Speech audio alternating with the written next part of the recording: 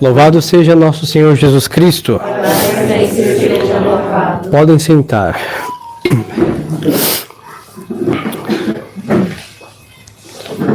Hoje é dia 15 de outubro e nós celebramos Santa Teresa d'Ávila. Ela foi a santa que reformou o Carmelo, a antiga e estrita observância. Então vamos ler aqui o que diz o Missal de Fiéis sobre ela. Ela nasceu em Ávila, na Espanha, e foi desde pequenina dominada pelo desejo do martírio. Aos 18 anos, ela entrou no Carmelo da Encarnação em Ávila, que reformou, não obstante as dificuldades sem contas que teve de superar. Coadjuvada por São João da Cruz, empreendeu depois a reforma das demais casas da ordem, que de modo geral responderam ao seu apelo.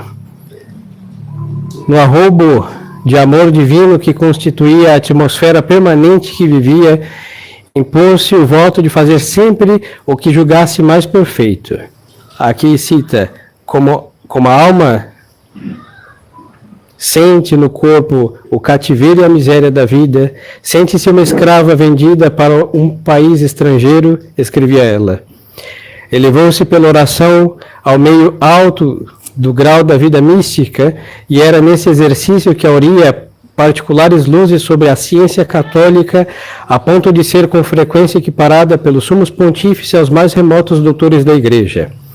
Citação: oração mais bem feita e mais agradável a Deus é a que nos deixa na alma efeitos mais salutares, que se conhece pelos frutos que dão e não pelos sentimentos que despertam. Fim da citação. A ação desta humilde virgem, que por si só converteu milhares de almas, basta para demonstrar o papel preponderante que a vida contemplativa cabe na reintegração do vosso tempo. Ela morreu no dia 5 de outubro. Houve um problema.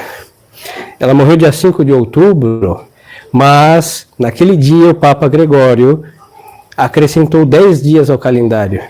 Aí virou 15. O nosso 15 de hoje. Então ela morreu um dia depois, já haviam passado-se 10, para corrigir o cálculo que estava defasado do nascimento de Nosso Senhor, que contamos a partir daí. Mas então, ela morreu no 5 de outubro do calendário antigo, que equivale ao nosso 15 de outubro, a data que celebramos do ano 1582. Santa Teresa escreveu muitos livros da sua vida, da vida de oração, os castelos, mas os que se dedicam à leitura desses livros, assim como fazem dos temperamentos o zodíaco, estupidez, hein? Fazem das moradas de Santa Teresa, uns acham que estão na primeira, uns na segunda, os mais cegos na terceira, os mais lesados acham que estão na quarta, os soberbos na quinta, os mais soberbos na sexta, os profundamente soberbos na sétima, e outros já fizeram uns puxadinhos porque superaram as casas das moradas interiores. Devem ler esses livros, mas não é para se encaixar, porque vamos ser sinceros, diante de Deus e dos santos, somos nada mais que iniciantes no caminho da salvação. Mas leiam. Aí existem princípios que facilitam muito as confusões que todos nós passamos, principalmente na vida de oração. Mas falando de Santa Teresa, vamos falar da vida interior. Graças ao bom Jesus, nosso Deus, nós rezamos. Cada um tem as suas devoções, suas práticas de piedade, mas há um problema seríssimo, que nós nos detemos em quantidade, em realidade, nós somos bem avaros, porque queremos rezas milagrosas que tiram os de Santa Brígida, milhões de gente do purgatório, garante a salvação de gerações. Não estou a criticar esta ávida avareza espiritual, mas o mais importante em quem reza não é rezar em quantidade, hein? Deus nosso Senhor não tem uma balança para pesar quilos de práticas, quilos de medalhas, quilos de escapulários, quilos de livros. Não é assim que nos santificamos. Porque carregar objetos piedosos desde o retrovisor à cabeceira da cama fazem, e às vezes mais dignamente do que os seres humanos, tirando a poeira e o esquecimento que eles encontram nesses lugares. Mas o que acontece? Nós nos esquecemos que a nossa vida de oração deve ser uma vida com Deus.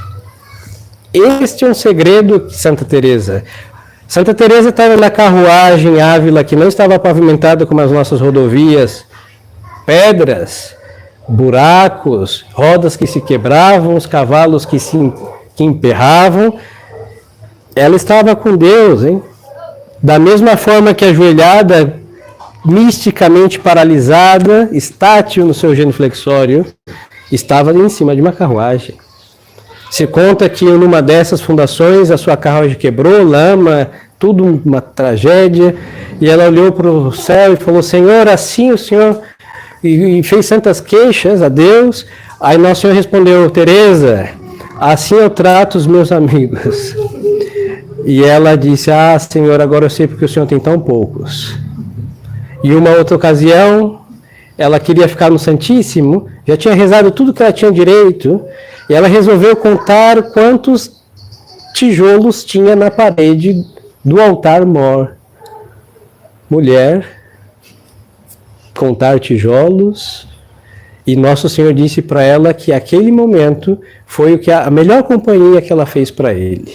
Ela podia estar lá, zanzando no claustro, cuidando das suas plantas, conversando com as mulheres lá, as irmãs que davam muito trabalho para ela, mas resolveu ficar um pouquinho mais com Deus, mas já não tinha o que falar, falava tanta coisa, que as senhoras tagarelam por WhatsApp, com mulheres compartilhando mazelas.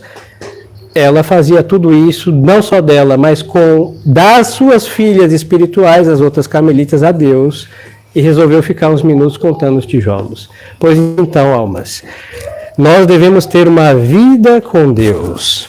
E as nossas práticas de orações devem nos levar a ter esta proximidade com o nosso Senhor. Não é rezar um terço e acabou, na Salve Rainha, tchau, amém, a vida continua. Não, a vida começa rezando, e a nossa Salve Rainha vai ser lá no último suspiro, porque a nossa vida deve ser um terço contínuo. Não digo de rezar em quantidades, hein? Porque tem quem reza em quantidade e são, às vezes, piores do que os que não rezam muitas coisas. Por quê? Porque limita as orações aos lábios. Limita as orações àqueles minutos e a partir dali acabou e a vida continua distante do que começou rezando. E é a explicação porque, às vezes, nós não vemos mudança em quem reza e quem não reza são aparentemente parecidos, porque a nossa oração não causa uma vida interior. Então, o que consiste essa vida interior? Consiste nas orações que nós fazemos, vocais, oração da manhã, oração da noite, e pelo menos um terço por dia. Com isso, vamos avante. E a partir destas, como que fontes vitais, nós vamos tirando força para a nossa jornada. Não pensemos que podemos garantir um dia por forças humanas. Nós sabemos que as nossas forças humanas são muito deficientes. E saber atribuir todo o bem que nós fazemos a Deus, agradecer. O brasileiro tem bastante presente Deus. Deus lhe acompanhe, vai com Deus, Deus lhe abençoe, Deus lhe recompense. Pois então, mas não só da boca para fora como expressões, mas que isso parta de fato de um Deus que remunera, de um Deus que abençoa, de um Deus que é providência, de um Deus que nos assiste, está sempre baixo a ação divina. Quando tudo está ruim, em vez de insultar a terceira, amaldiçoar a quarta geração por vir, saber olhar e Senhor, tenha piedade, eu sei que mereço isso e pior, mas tenha piedade.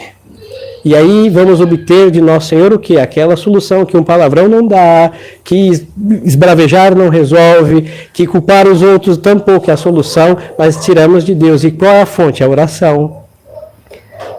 Então, é mais do que rezar vocalmente. Aí nós vamos à meditação. É ter presente e saber que em cada coisa que Deus criou existe uma digital do Altíssimo. E do simples, do sensível ao invisível e simples por essência que é Deus. Isso vale desde uma paisagem bela a uma formiga que está destruindo as rosas do jardim alheio, mas ver que tudo está abaixo da lei de Deus, elas obedecem perfeitamente as estações, o que deve ser colhido, não leva nem a mais nem a menos, o ciclo das coisas baixo às leis de Deus, e só o homem que foi o prevaricador. E assim vamos de coisas tão simples, elevando a nossa alma até Deus, e essa elevação vai causando uma proximidade sem familiaridade malsana, obviamente, mas uma intimidade, vamos entender porque nosso Senhor nos ensinou a chamar Pai Nosso que estás nos céus. Então, queridas almas, rezando e honrando Santa Teresa, mestra da vida espiritual, nós devemos hoje fazer um firme propósito. Às vezes é melhor cortar um pouco em quantidade de rezas para ter mais intensidade de vida interior. E eu repito, insisto, que não consiste em quantidade, mas consiste na profundidade que estas práticas encerram. Quem reza um terço tem abismo de mistérios insondáveis e sondáveis para serem aprofundizados e causar uma dependência e se amoldar com as lições e virtudes de cada mistério. Quem lê a vida dos santos tem, Santa Teresa era pecadora, hein? Tinha um monte de problemas temperamentais. Ela pastou 22 anos com uma enfermidade e uma secura espiritual, cuja oração era um tormento, mas ela rezou os 22 anos, como ela diz, ela comeu o pão de Deus às secas, goela abaixo, não sentia um arrobo, um deleite, uma sensibilidade de nada. Pois então, mas depois disso ela teve uma vitalidade de reformar o Carmelo, lutou contra infernos e todos os homens da terra, hein? Ninguém detinha Santa Teresa. Só Deus que a freou no momento de elevá-la para a eternidade. Então, queridas almas, esta é a vida que devemos tirar do que rezamos. Ser indestrutíveis, inabaláveis, blindados pelo poder da oração que nos faz participar das vitórias do Altíssimo Senhor Deus que honramos quando rezamos adorando-o. Então, pensamos esta vitalidade de alma, que parte de uma intimidade com Deus, mas devemos ir mais do que dizer Pai Nosso, mas viver como filho daquele que é nosso Pai. Devemos ir além do que dizer Ave Maria cheia de graça, também nos encher da graça da qual ela foi a fonte por trazer o Redentor. E assim vamos viver o que dizemos, e aí o homem vai ter, sim, uma vida interior indestrutível. Isso é a santidade. Pode ser que não caminhemos sobre as águas, não movamos montes, mas este milagre da oração vivida é tão milagre como mover montes e caminhar sobre as águas, porque nos deixa distantes da herança genética adâmica, só mazelas, e aí nos apoderamos das riquezas insondáveis de Deus, nosso Senhor Jesus Cristo, e nos assemelhamos cada vez mais a Ele, e essa é a riqueza da alma que reza. Pode ser um terço por dia, e esta prática, por pouco que aparenta ser, mas levado à profundidade, é suficiente para nos fazer santos, sim, senhores. Então pensamos a Santa Teresa, essa vida interior, e hoje é um dia de bom propósito para consertar nossas orações. Revejam depois com os sacerdotes que estão rezando muitas rezas. É melhor passar a tesoura na quantidade, podar, e para que brote mais com vitalidade e rebentos verdes para boas folhas, lindas flores e saborosos frutos, segundo Deus nosso Senhor. Louvado seja nosso Senhor Jesus Cristo. Em nome do Pai, do Filho e do Espírito Santo. Amém.